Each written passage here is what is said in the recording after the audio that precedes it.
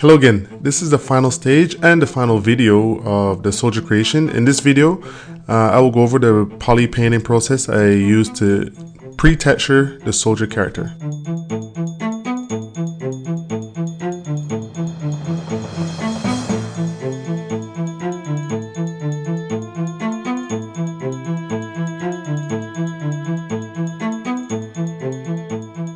So here I'm just applying flat colors to each subtool. It doesn't have to be anything special, just a flat color to what you represent. I'm color picking from the actual concept itself to get a color that's actually closer than me trying to guess.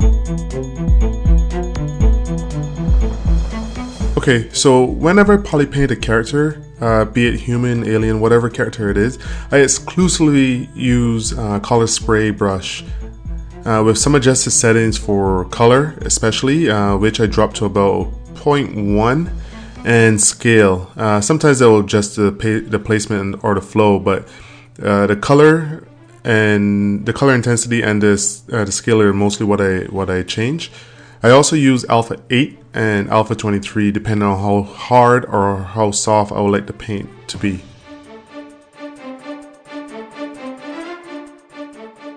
And the reason I like using the color spray brush a lot is it gives me a chance to build up the colors layer by layer as opposed to just laying it flat down.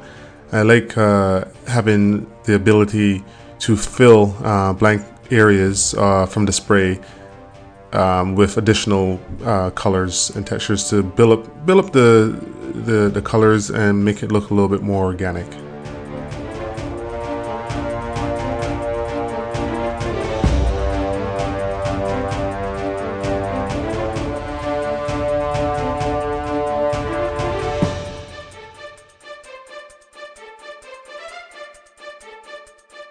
Here I decided to use the noisemaker surface options just to give it a little bit more information to so the color spray would pick up the highs and lows of the mesh a little bit better. I just applied a quick noise onto the shells, and you'll see me do it more often with the actual noise brush. And the reason for it is because when as you see here with the cavity mask, you can paint by cavity mask. And one of the things to keep in mind when you're painting by cavity mask is that the model needs to have a subdivision level on it, otherwise the cavity mask won't pick up. I'm not sure why it's done that way with Zbrush, but if you're going to paint by cavity, it has to have a subdivision enter. As you see, I entered it. I subdivided up one level here.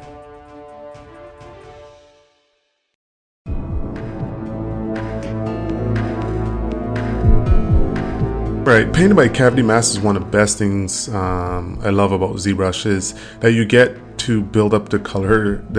You get to build up the color so quickly, and the color takes shape faster with when you paint by cavity mask, and you paint the highs and the lows. As you see here, I'm using the noise brush to create some irregularity in the surface detail so that the cavity mask will pick that up when I apply it.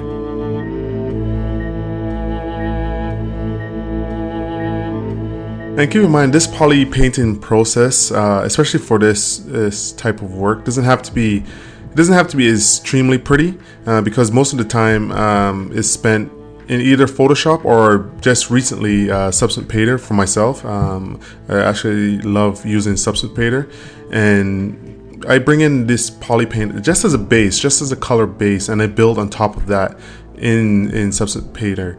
Before that, it was Photoshop that I add additional layers to, color Zbrush is really good for just laying down a flat color and then building up on top of that within whatever painting program you like to use.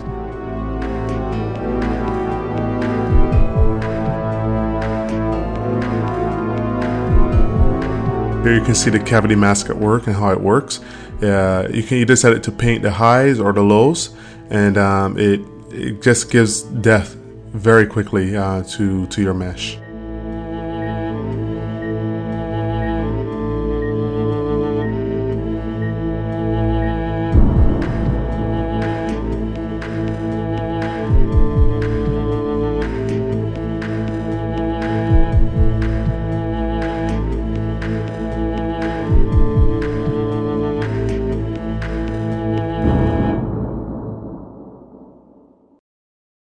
Here I used the morph brush to bring back the noise bit. It was a bit too much.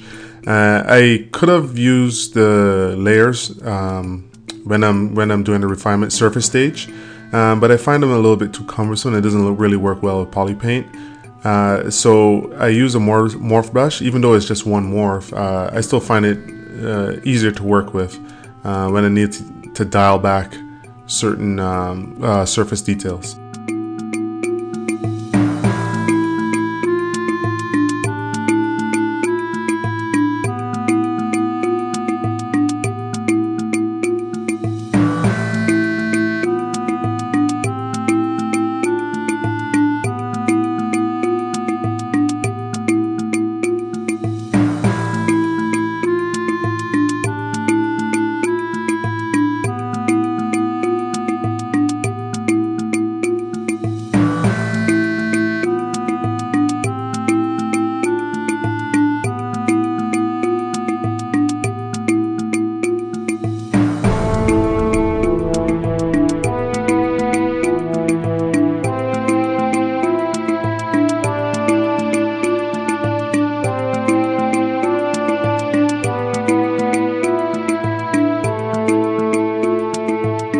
So I basically repeat the process over on the shell because it's relatively the same type of material.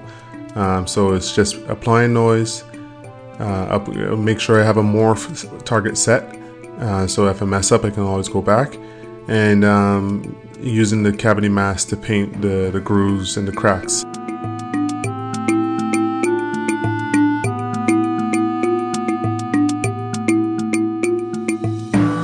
Here you'll see how I'll build up the colors using the layered approach I mentioned earlier with the color spray. It works rather well, and with cavity mask on, you will see how fast this area takes shape. I love this process a lot. It works well. It's quick. I don't have to spend too much time getting it to look a certain way, and like I mentioned, it's great for a base.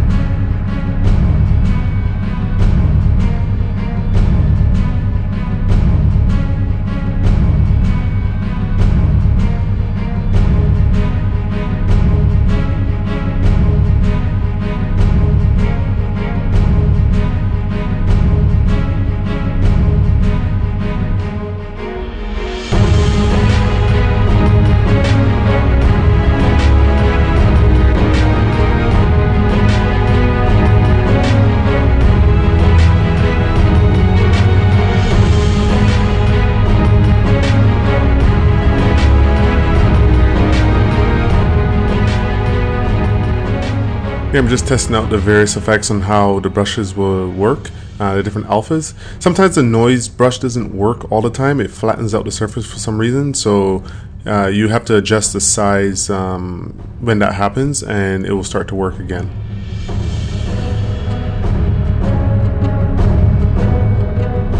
Here I'm just trying to cover the mesh as quickly as possible with the paint.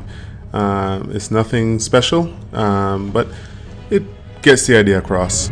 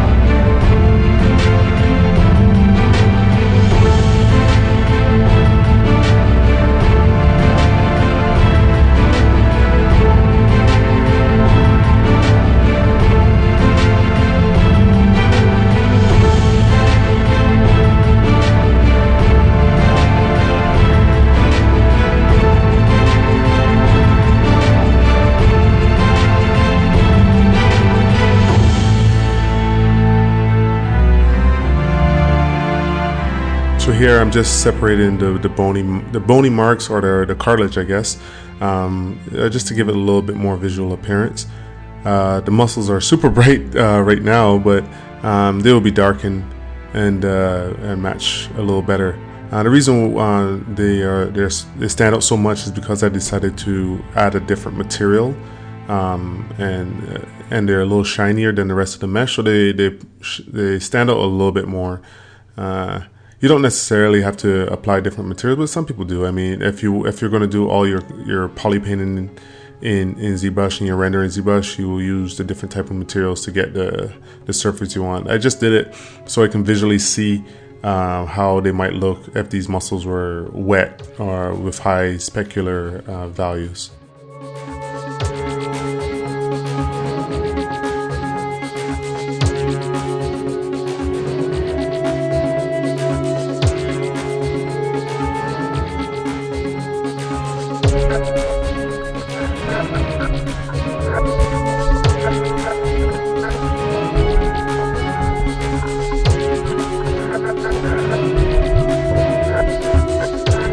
So there you have it. You see, it's not too much to it. With this type of character, or these characters in this series, they're pretty simple in color values. I mean, there's only 3 or 4 colors, so you can work with here. But with humans and other type of material like wood and metal, you can spend a great deal of time making it look nice in ZBrush, or decent in ZBrush, so you can continue your work in Substance Painter or Photoshop. With humans, I find this color spray build-up process works very, very well. And with that said, I hope you enjoyed this series, or this character. I'd like to thank you very much for watching this video, and thank you very much for your support. I hope you continue to watch the other characters in this series. Take care.